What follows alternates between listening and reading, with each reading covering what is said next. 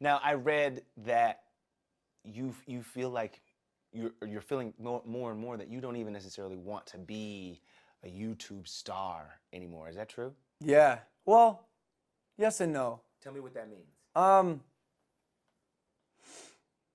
Is it like the pressure? what does that mean? It's not the pressure. It's not the pressure. I just think there's like a The spotlight, responsibility. No, I see myself as so much more than the controversial YouTuber. Okay. And I see it. My friends see it. My team sees it. That's why they're my team. We're all here for the same goal. Yeah. It's just now up to me to show it. I have a little bit of an uphill battle currently, my own fault. But yeah, I think the stigma of being a YouTuber is getting old. And it's time for me to exceed expectations. Yeah. Has it been hard? Has it been difficult this last year to make videos that you feel like people watch? Yes! Has it? It's been so hard. Why? Because I have had to, rightfully so, censor myself because I'm not in a position where I can walk the border of what is appropriate or not. I was. My I don't give a attitude screwed me over as a person and on the internet. Like, you can only take that so far. So yeah, it's been tough. Like, but again, like it's been incredibly relieving to do this, the podcast, because it's tough to take things out of context here.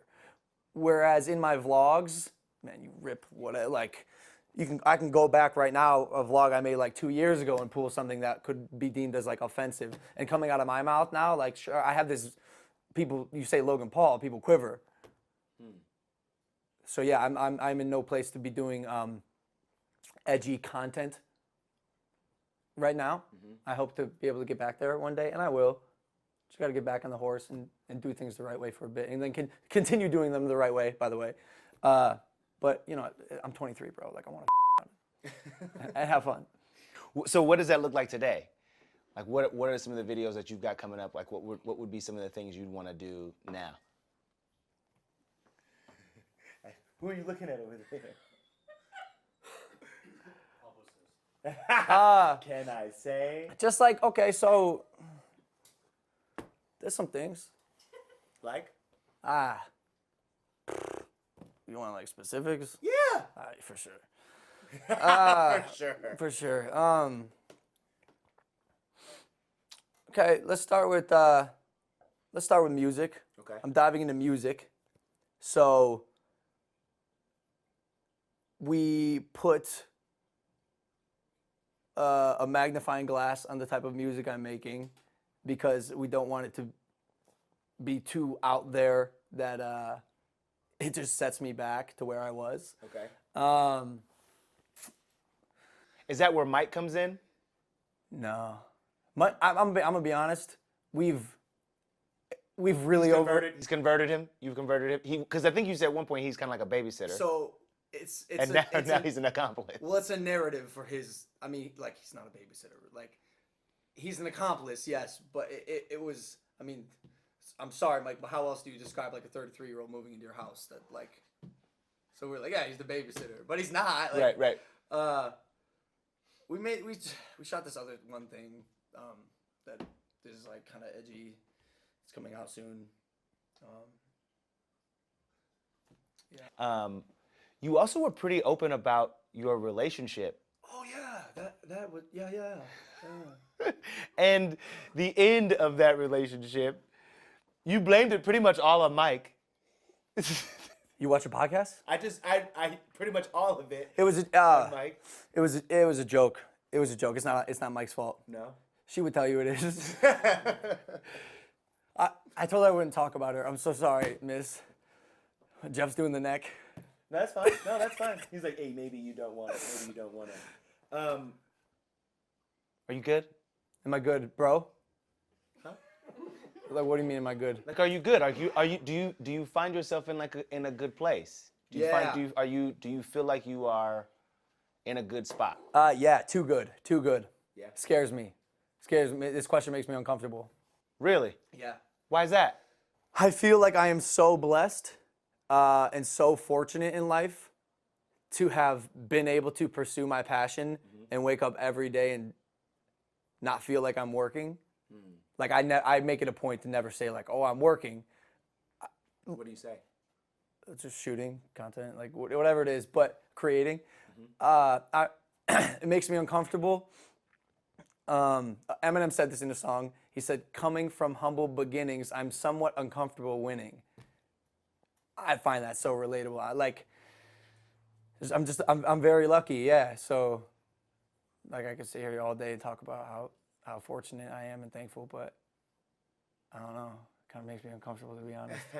And so when you look forward, because you have gone on to create some wildly entertaining content. Oh, thanks, dude. This podcast, Impulsive. #1 podcast in the world, by the way. Right? Just want to like... Ding! Did you rack focus? Was this a way for you to kind of step away from the YouTube world, the YouTube audience, to have a space where you could do some more things for a more adult audience, a more grown-up audience? Yeah, absolutely. Or at least not so many kids. I have people who watch my stuff who are my age or age. But it's interesting because when I was making vlogs, I never really considered myself like making content for kids. I'm swearing, I'm doing inappropriate things, I'm making jokes about mature content. And when I look back now, I'm like, damn, definitely for kids. I mean, because it's just who found it. Yeah. Also, I think there's something to say about the type of consuming YouTube content. It's majority kids. Interesting. But yes, now with the podcast, I built this set in February. It has always been something I've wanted to do, but it's cool because I can use my brain. Surprise, I have a brain. I have a brain, and so and I'm also a curious kind of guy. Yeah. I would describe myself as I love to learn, and so I talk about things on here that intrigue me. That's kind of my rule. And so far, so good. Yeah. Everything. So far, so good. I mean, like you said, it's one of the top podcasts. The #1 podcast. It's like up there on like really high on the podcast. It's so up there. It's out here. Forbes lists you as one of the highest paid actors. I'm sorry, Forbes lists you as one of the highest paid YouTube stars. Yeah. Your salary, your income, or at least portions of it, are like all over the internet. How does it? I mean, does that make you uncomfortable? Yes. Or does it make you proud? Uncomfortable. Does it make you uncomfortable? Yeah. Tell me Is why? it like, well, that's a lot of money. Or I mean, we did not supply them with this information. How did you get that? How do you know that? Yeah. Does anyone know? Do you know? Is it like a tax thing? Earnings, yeah. I think that They look at your taxes and then are able to deduce. I don't know if they look at your taxes because I don't think that's like. Isn't that public information? Yeah, Then how do they get that number? Did you supply that to them? He probably. They speculate. It's all speculative. I think they called your publicist. Pretty freaking close. And they gave it. Call and we say no comment with a number, and we just ignore the emails. But it's all speculative. It's all speculative. Look, But it doesn't. I mean, I've never made a top paid list, but I imagine that would be uncomfortable. It would be flattering, but like uncomfortable in the same regard. It's dope. I just think like people see how much money you make, and they look at you a little different. You got everything you need. You got everything you want. It's true, but also like, you guys watch my videos. Like that's what I care about. I just want to make dope stuff. And if I make money doing it, that's cool. Yeah.